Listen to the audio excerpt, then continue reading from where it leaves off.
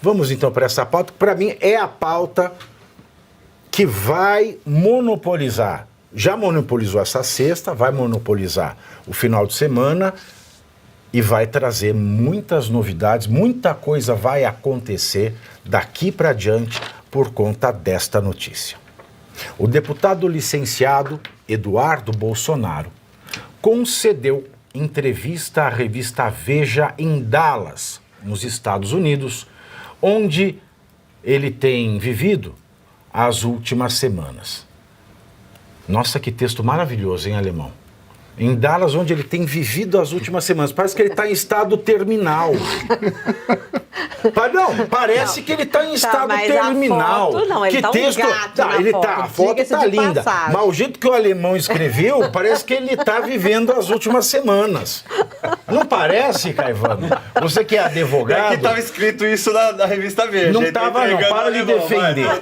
Para de defender. Mas é isso aí. Então, o Eduardo Bolsonaro, que tá galã, põe ele aí na capa da Veja. Lindão. Tá galã, ó, tá galã. Com todo respeito. Se ele fizer um implante capilar, vai ficar mais bonito ainda, porque o careca tá por baixo no Brasil. Me desculpe, mas tá.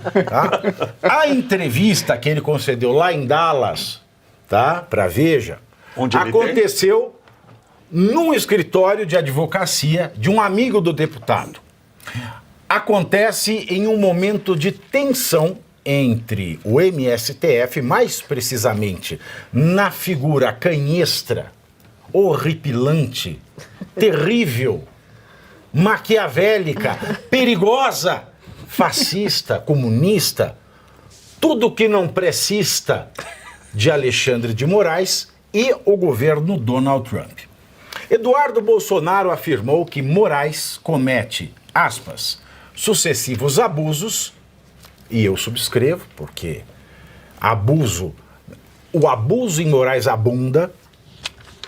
abundam abusos, né, dele, e que o Supremo, aspas mais uma vez para Eduardo Bolsonaro, se relaciona com os outros poderes na base da extorsão.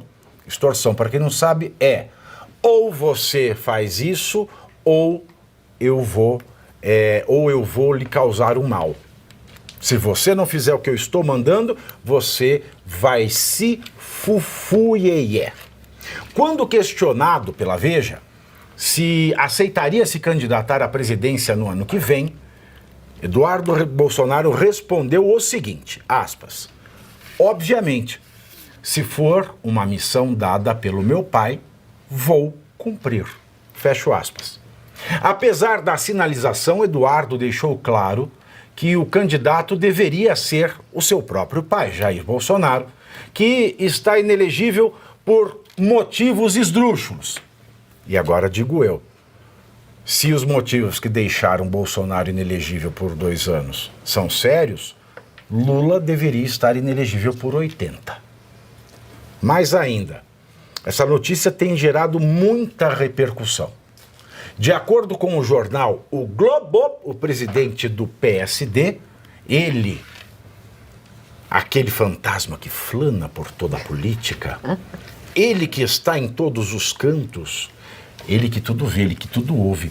E eu acho que isso causa muita ciumeira no Alexandre de Moraes. Gilberto Kassab acredita que Bolsonaro, ainda inelegível, deve lançar alguém de sua família para a presidência. Olha que mudança de posição, hein? Estranho. Ou Michele, sua esposa, ou seu filho Eduardo. Já Tarcísio de Freitas, neste cenário, não concorre à presidência e tenta, portanto, a reeleição ao governo de São Paulo, onde corre nos bastidores da política, Kassab quer ser o seu vice. Esta notícia, senhores, causou um impacto gigantesco no mercado financeiro. Esta notícia causou, é claro, um impacto neste movimento que se quer fazer do nem Lula, nem Bolsonaro.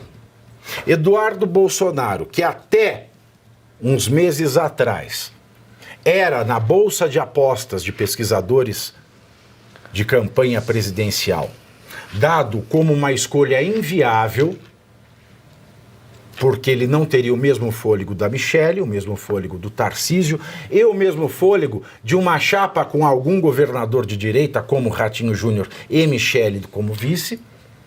Surge agora como uma candidatura viável. Por quê? Primeiro porque a PGR está fazendo dele um mártir. A PGR, por motivos que ela deveria antes processar o Lula. Quem não lembra do vídeo dele? Eu já cansei de viajar ao exterior falando mal do Brasil. Fecho aspas. Nestes termos. Antes, o Gonete deveria processar o Cristiano Zanin, que foi a órgãos e instituições internacionais, em especial lá na Europa, falar contra o judiciário brasileiro pela prisão do seu cliente, do seu padrinho de casamento, Luiz Inácio Lula da Silva. E eis que, sem motivo nenhum, o Paulo Gonet pede para investigar Eduardo Bolsonaro. O STF não só permite, como publica, faz propaganda de investigação, sendo que a regra da investigação no Brasil é o sigilo, mas o STF, este site maldito, que propaga ódio, propaga fake news e propaga ilegalidades, faz propaganda da investigação contra Eduardo Bolsonaro por conta da investigação contra o filho.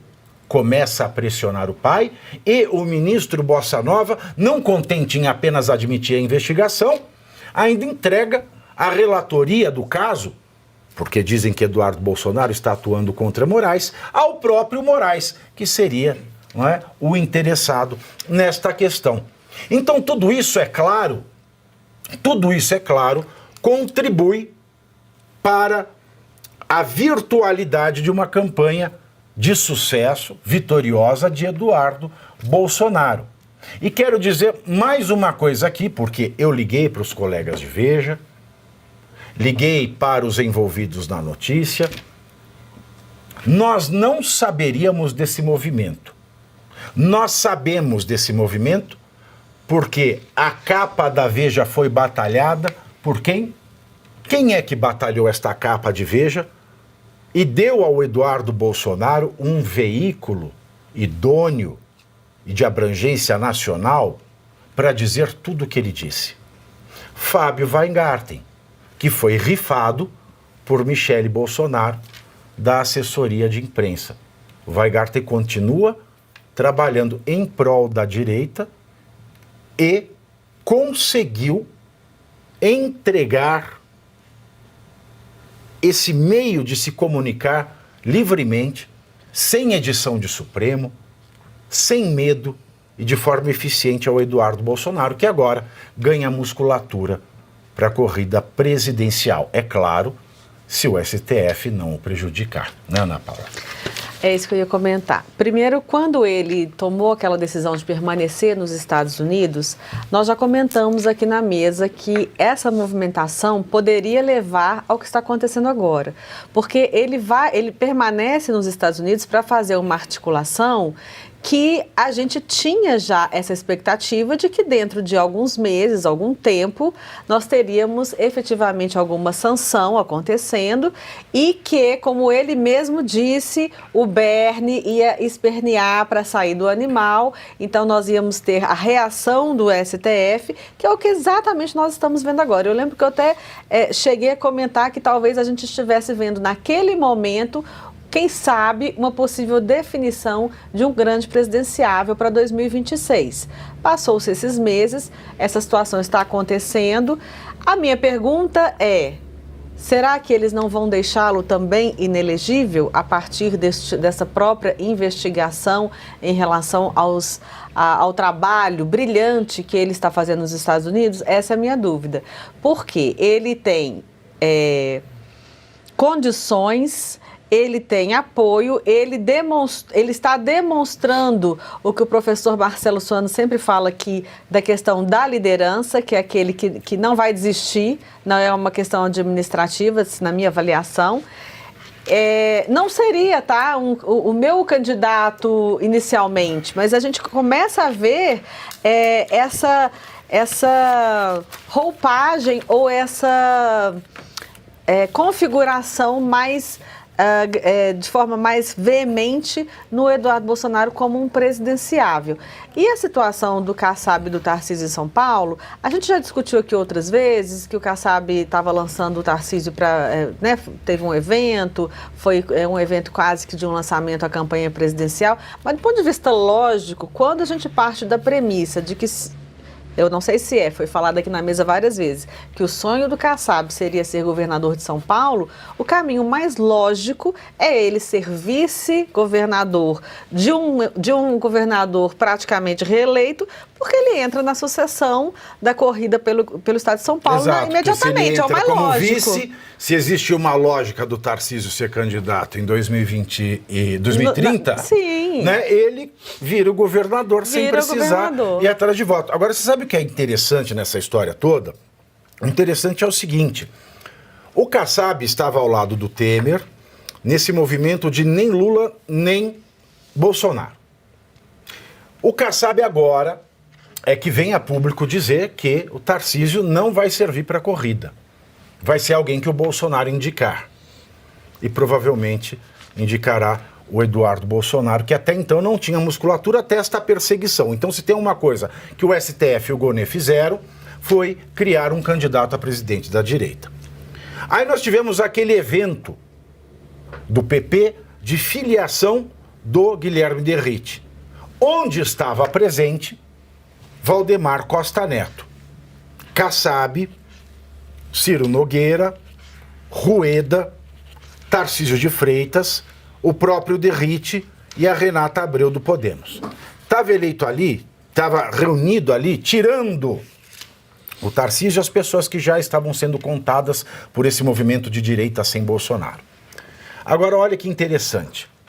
Olha que interessante. Nesse evento não foi falado o nome do Eduardo Bolsonaro.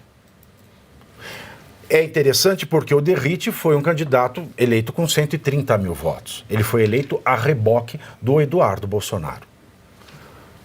O Derrite foi ao PP com a desculpa de ser candidato ao Senado, numa corrida conjunta com o Eduardo Bolsonaro, também é senador. E o Eduardo Bolsonaro também não foi mencionado nesse sentido. E não foi mencionado nesse sentido também o Jair Bolsonaro. E estava lá o Valdemar Costa Neto. E digo por quê. E deixo claro isso por quê. Porque o Eduardo Bolsonaro, com essa musculatura que ele ganhou com essa perseguição, ele não teria esse espaço para causar esse debate que nós estamos tendo neste momento aqui, se fosse pelo PL, porque vale lembrar que ele foi rifado não só da assessoria de relações públicas do Bolsonaro, mas também do PL. Ninguém do PL que se fez presente no evento do Derrite, que ignorou a existência do Eduardo Bolsonaro, ninguém do PL fez nenhum movimento para dar o devido destaque ao Eduardo Bolsonaro depois dessa perseguição, mas só o rifado Fábio Weingarten. Esse movimento é tão interessante que até o Kassab, que estava do lado do Michel Temer até esse momento, já deu a entender que o candidato da direita é quem o Bolsonaro indicar.